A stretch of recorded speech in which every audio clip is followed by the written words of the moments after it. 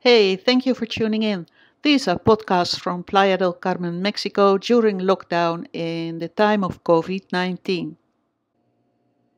Hey, you guys, Lockdown Diaries Day 4. Um, I have been seeing this guy. Well, not really seeing him because of the lockdown. We only met once for maybe half an hour. It's a bit awkward meeting. He was passing through my city and he had a stopover at the bus station of more than half an hour. And because things were getting very intense on the internet, I thought maybe it's a good opportunity to see him and look him in the eyes and see who I'm really dealing with. Um, Mexican men, in my opinion, are not the most trustworthy men on earth. I use Facebook dating, and most of them are married. And even if they say they're single, then they are single in the city where they work, but they are very married in the city where they come from. And so it's very difficult to find a nice guy that is not breaking anybody's heart or cheating on anyone.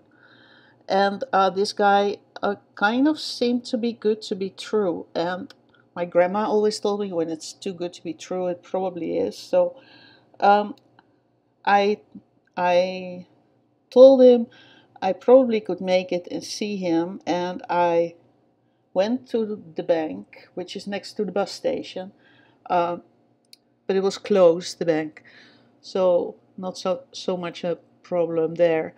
Um, it was nice. I saw him. He is. I like the way he looks, but most of all, he has beautiful eyes. I can really drown in his eyes. But most of all, we talk, and um, there seems to be a connection, and I seldom have that with people. So for me, that's very precious. And we have fun. We do a video chat, and it's very comfortable. It's not. There's no awkwardness, even in the silences. It's not awkward.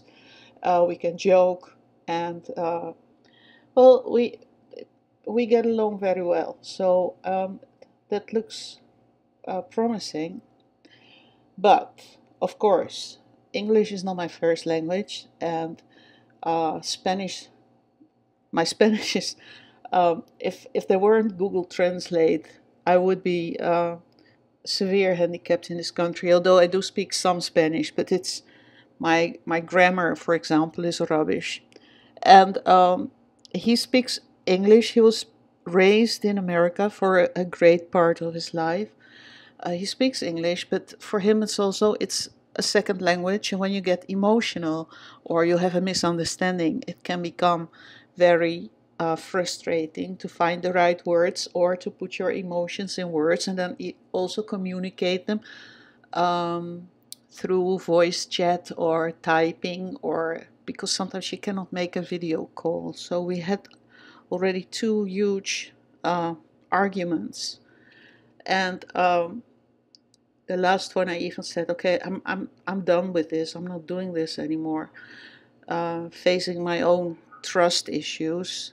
That's, I guess that kind of comes with dating. When you're older, you have this experience and you know for sure what you don't want in a relationship.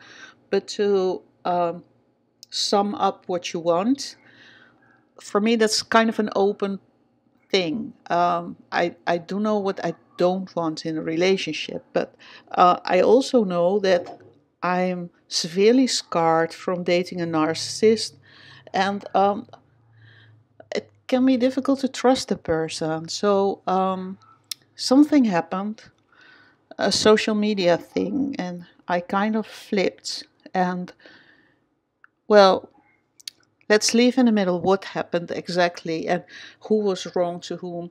The thing I did wrong was I flew off the handle, and I was about to block him, and I certainly cut him out of my life. And he was very hurt by that, because he says, you should have asked me. Then we could have had a conversation. Now it was over before we even could have a conversation, and I discovered this 20 minutes before I had to go to work. So yeah, that was a lousy thing I did, I know. But we patched up and we're good again. We chat, and